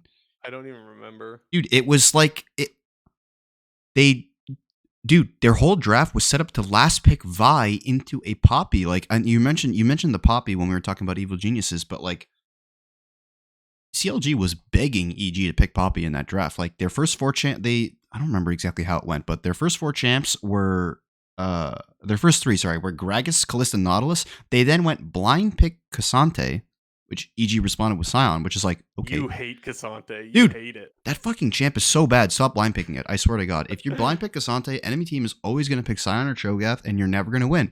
Or the enemy team is going to pick Jax or Fiora, and you're always going to lose. And if enemy team picks Jax or Fiora, you're always going to lose. Like, ugh. And then like I said, this whole draft was set up to last pick Vi into Poppy. Are you kidding me right now? Like, did you see what Poppy W was doing this game? Like, it was insane. Yeah, I mean, let's first of all, Inspired's Poppy. So It maybe was we great. give a break there because he's awesome. Nah, But he the other thing just pressed W and won them the game. Like, you could also argue that the game was over in laning phase. EG's bottom lane was absolutely stomping them. So maybe irrelevant the rest of the draft when everything was kind of lost in the bottom lane. Maybe I'm not doing complete justice to the rest of the game, but like EG's bottom lane was just straight up winning them the game, straight up with the Ash Varus into the Callista Nautilus. yeah, but I mean, but even after that, like contracts went. He spent like 4 minutes of his time in the first 8 minutes of the game, like sitting around bot lane trying to save it. Like, sorry, bro. Like, you gotta accept sometimes it's just a lost cause, and you got to go start winning other parts of the map. And it was Both just junglers were sitting down there. yeah. So here's why I think Contracts was down there. I think he knew if he's not there, they're getting dove bot, which with a Poppy is really, really easy to do against Callista, right? So I actually didn't mind that Contracts was living there, but that's the bot lane was being stomped, and so Contracts needs to be there to make sure Poppy doesn't dive. But then Poppy's also hanging out, saying like, "Hey, you know what? If both junglers are doing nothing, this is okay because my bot lane is still pushing like crazy and getting plates, so it's a net plus." And so that's why I think you had both junglers just sitting in the bot Yeah. lane, hanging out with them. Well, while I agree with the logic, I think there's also I don't know. I think it's a little bit more nuanced than that because when a bot is like when a lane is so far behind, like it just reaches a certain point where no matter how much you try and intervene with that lane, it's not going to change the outcome of that lane. And I 100% understand that you need to be sitting bot to defend from inspired ganks and dives, because if that happens, you're going to get completely shit on. But it reaches that certain point where no matter what you do, you're not going to be able to change the outcome just because of how much pressure the enemy lane has and the freedom that Inspired has to do. So I just thought that he was just going to recognize that and just piece the fuck out and try to go topside to save something on the other side of the map. And I understand that this Callista was like the only champion that was going to deal damage. So maybe it was like, well, we have to save the Callista because if she's not doing anything, then there's no way that we can win. But that in and of itself is a problem. If you've drafted in a way where the only possible outcome is getting your Callista ahead and it doesn't happen, well then, congrats. It's another reason why the draft was bad. I couldn't agree more. Yep. Okay. So we think they're going to offer, and then Yeah. that would leave them 7-11, which is like Out of the playoff picture. and definitely a disappointment for a roster that was, hey, these guys are all staying together. And last year they proved to everyone that they were actually deserving of respect. It kind of puts a little bit of a damper on that the long-term story of of CLG rather. Yeah, I think the way that the playoff picture is shaping up to be, 8 wins seems to be the number that you need to hit. And while CLG maybe only needs 1 win, based off their opponents, it could be quite difficult to get that 1 win. Yeah, which for at least a tiebreaker, we think, right? Yeah. The 8 wins, yeah. Yeah, I guess with CLG's case, we'd have to look at their head-to-head records against 100 Thieves, TSM, and Team Liquid.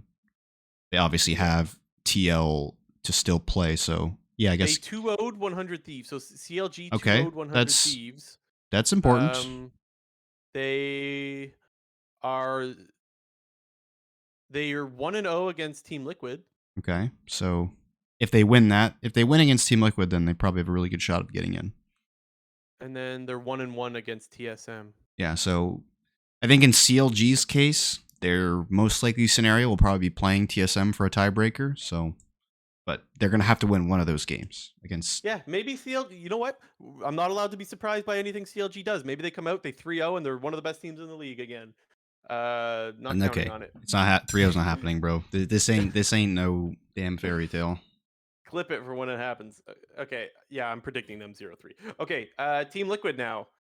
Kind of a tough one for them to get in, J&T. Yeah, because of tiebreaker stuff, right? And because they're a game back of the other 3 that they're chasing. Yeah, I think if Team Liquid was, in that clump of 7 wins, I think they would probably be actually my favorite to escape as, one of those teams to first luck in their playoffs. But these are the ramifications of the poor start that they had and their, lack of, their lack of just being able to close out games and, operate from a gold lead, because it's been kind of a problem for this team the majority of the year. Okay, but here's the problem with TL. They are 0-4 against all of the teams that they're chasing. Really? They're 0-2 against TSM, or rather against 100 Thieves. They're 0-2 or they're 0-1 against CLG, and they're 0-2 against TSM. So basically, the only scenario that TSM and CLG have to 0-3 then, and they have to win 2 games, and 100 Thieves has to be the 5th seed. So the only way they get in is they have to win 2 games, and CLG and TSM have to go 0-3 then. So with all of that in mind, what do you think their chances are of making playoffs? I mean, it's actually not that bad. I think that they have a higher likelihood than CLG, just based on the schedule and how it would shape out, because TL has Dig, CLG, and Evil Geniuses. So Dig, right. I'm going to count that as a win. CLG is obviously that, that's the key game. If they lose that game, they have no chance. But I think they'll beat them. And then EG, who knows? Maybe Ryoma's still playing. Maybe the whole team is still recovering from having COVID.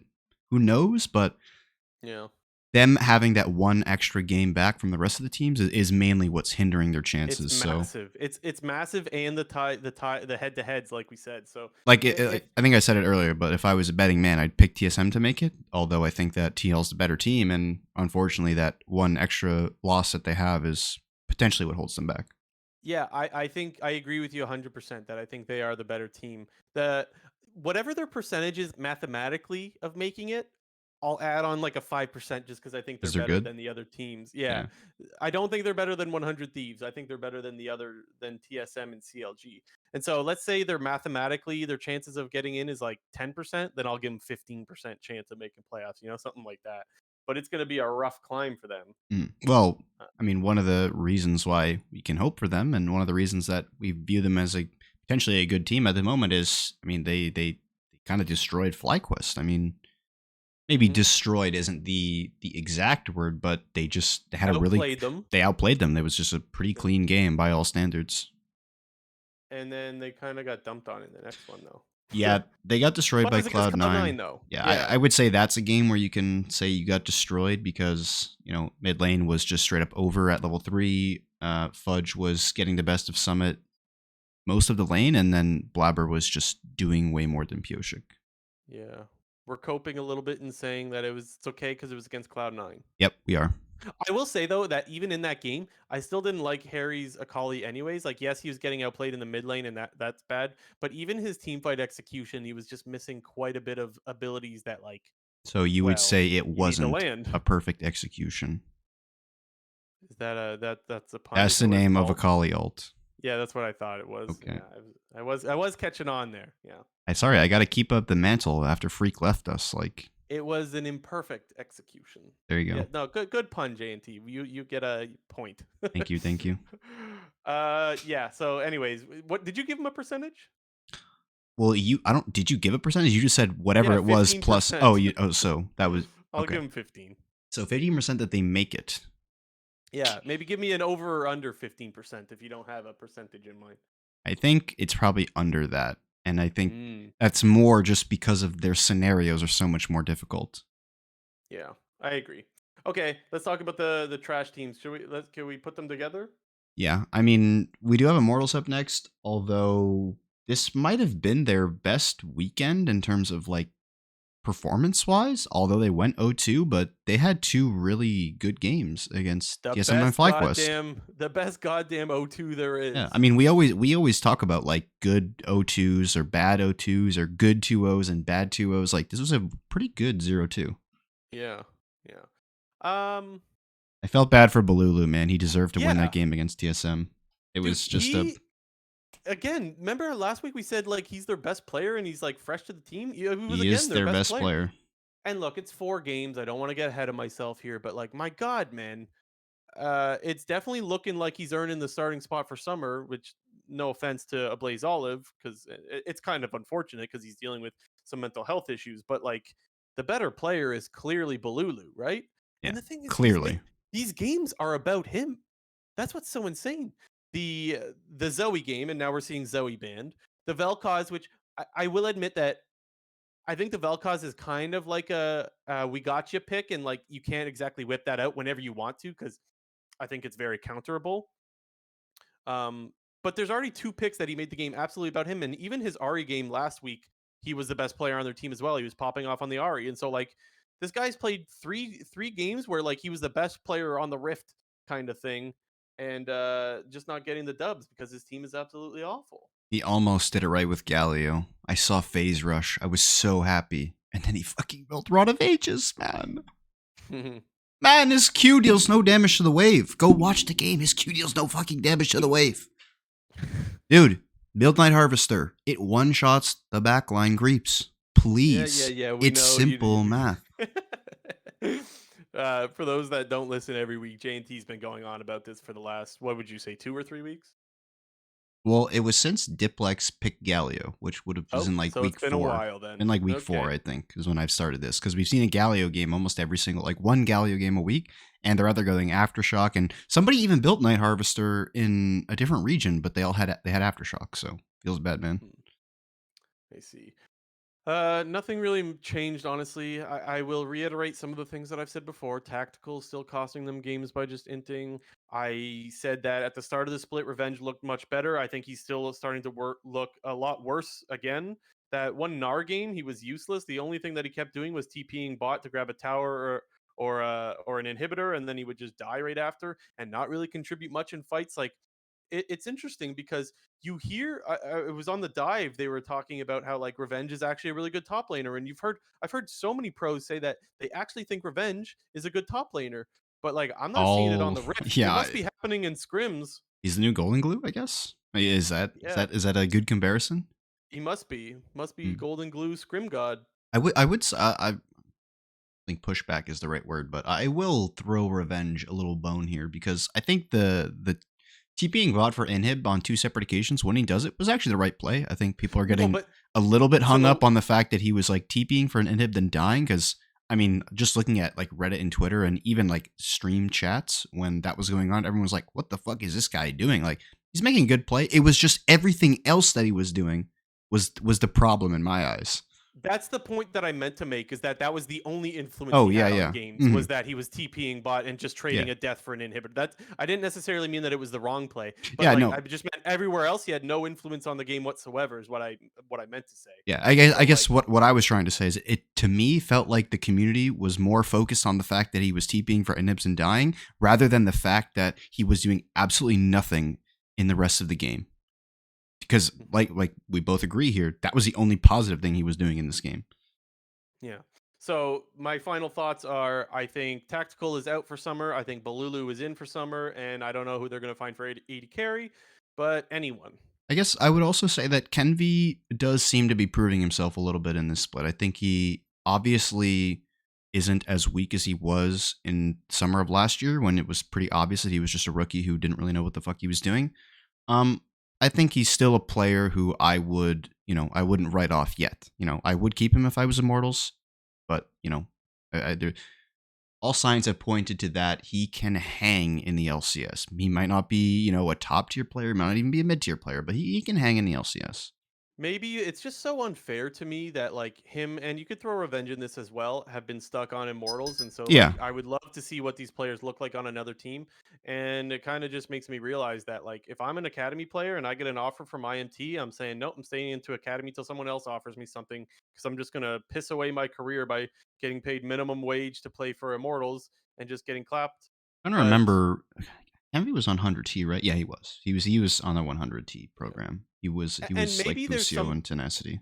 maybe there's some players that think like, yes, I know Immortals is bad, but if I could look a little bit good playing for Immortals, that says a lot about me. So maybe that's why they take these offers into the LCS. There's also the fear of maybe I never get another LCS offer ever again, right? So that I totally, I'm not trying to make it sound like it's an easy thing to decline offers from Immortals, but I'm just saying if you're an academy player, I would definitely consider declining offers to play for Immortals LCS team, because it's really hard to look good on that team. So Yeah, that's my take. I don't know, agree or disagree. I would agree. I mean, I think that especially. I mean, we won't sidetrack this too much, but you can definitely see there are certain LCS teams whose academy affiliates just naturally produce, LCS players, and whether or not that is due to their actual play or just the general reputation of these academy teams.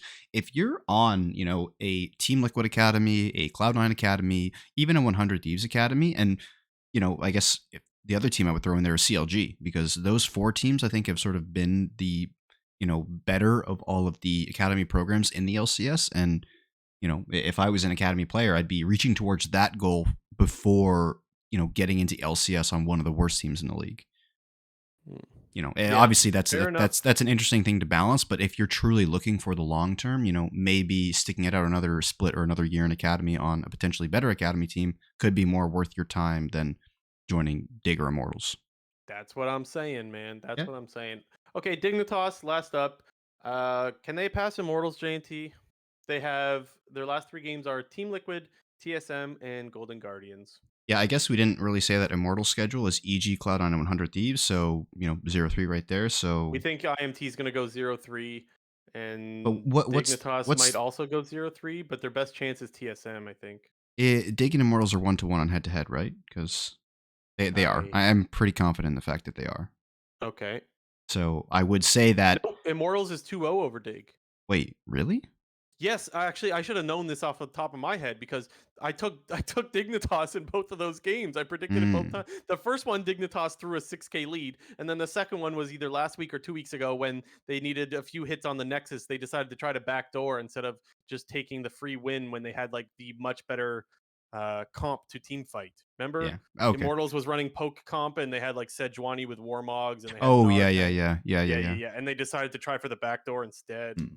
I don't know. Okay, well, consider. I mean, I guess when we say is somebody going to catch a team, in my world, if they were like if Dig was 1-1 in the head to head and tied them, then I would say obviously you didn't pass them. But if they were tied and one of them had the 2-0 over the other, I would say that you passed them, even though the standings won't show that because it'll just show them tied for ninth. So Right.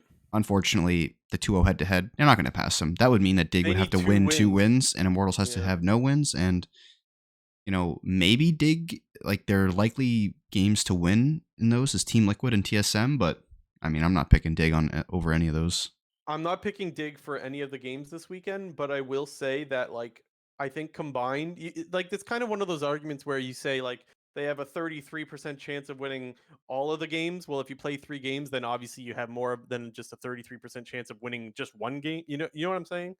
It's like the percentages combined kind of give them a chance of taking one and tying Immortals. I have a Dignitas hot take. Let me know what you Feed think me. about it.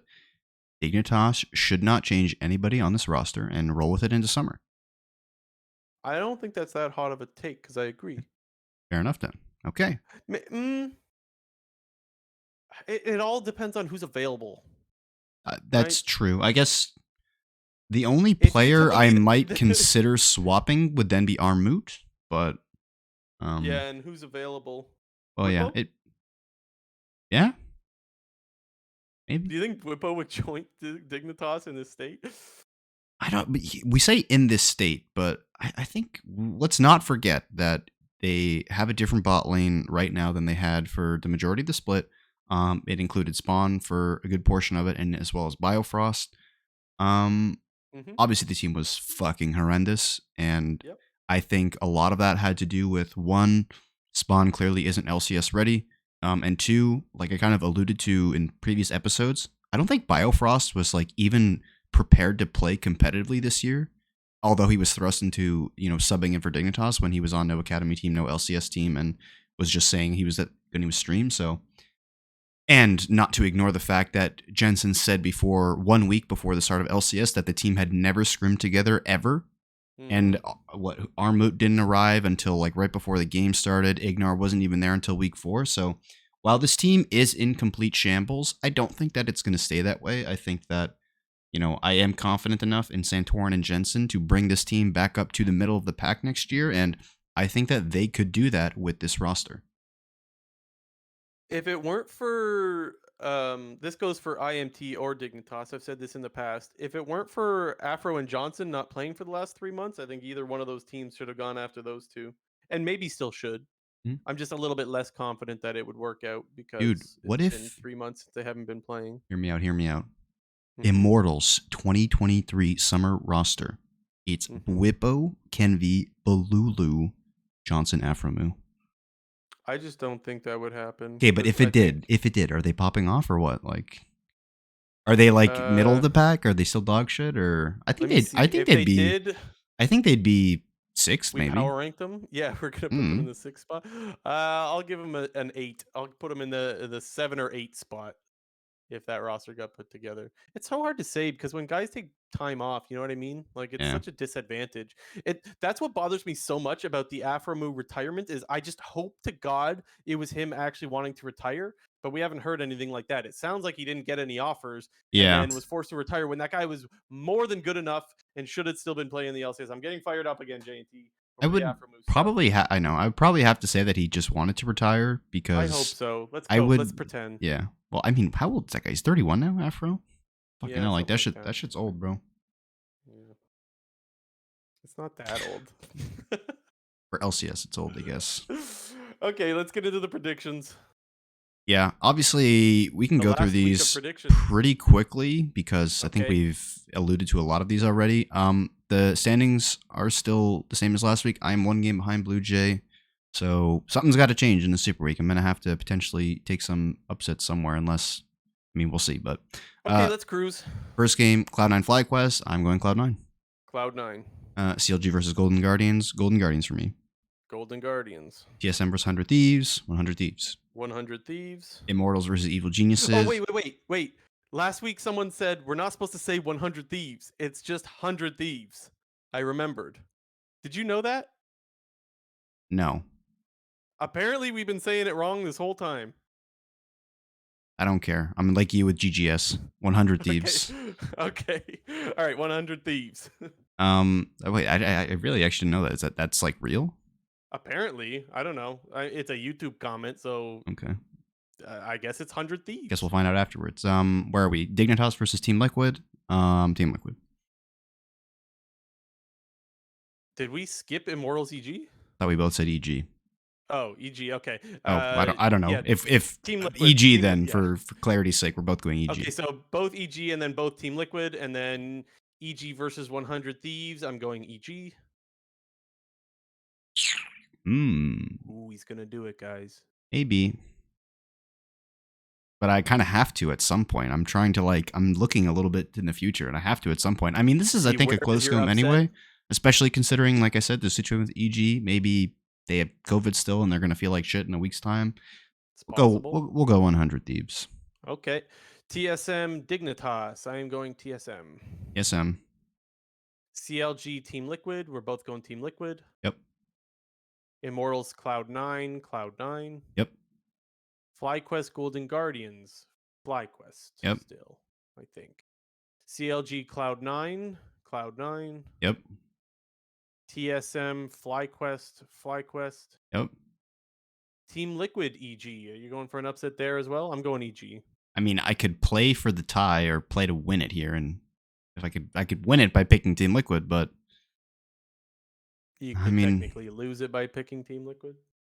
I'll pick Team Liquid. I'm going to back them. I've been backing Team Liquid most of the split. I think they're better than they are, so Team Liquid. Okay, and then Dignitas Golden Guardians. Golden Guardians. And then Immortals 100 Thieves. 100 Thieves. 100 Thieves. Okay. Nice.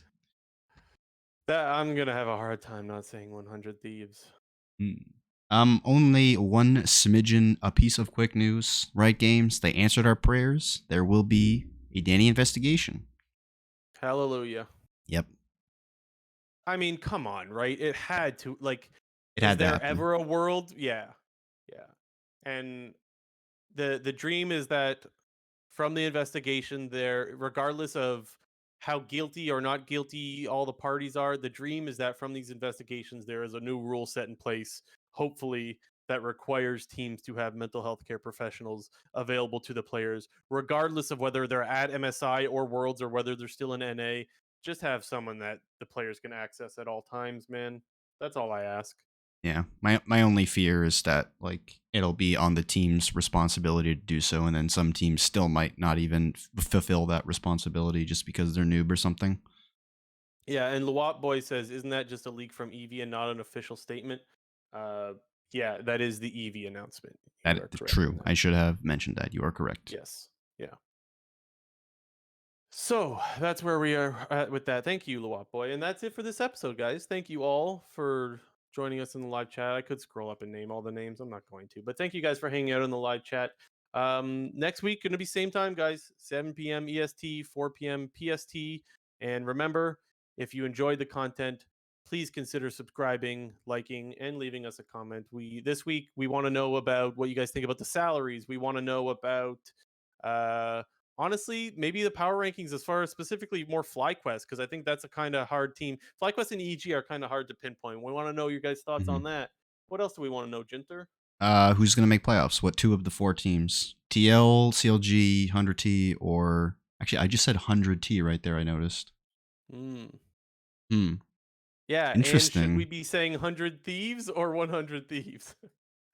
I feel like I'm trying to think about it right now. I feel like I say 100 when I say 100T, but if I say the full name 100 Thieves, I want to say 100 Thieves. But if I say the short form, it's 100T. I'm Because I pretty don't. sure I've been saying. I would never say 100T. Like that doesn't make any sense in my mind. I feel like I never would have I said think that. I have been. I think that's what I've been saying. 100T. Damn, I don't know. Maybe. Yeah. Okay. Here's why though. Here's why. Because when I do my notes, I do voice recognition, right? And Oh. so it's more clear to say 100, and it'll come up as Yeah, yeah, if yeah, I say 100, it might write out the word H. You get yeah, it. yeah. Okay, that's it for this episode. We will see you guys next week. This has been episode 117 of the Clown Fiesta podcast. Take care, guys.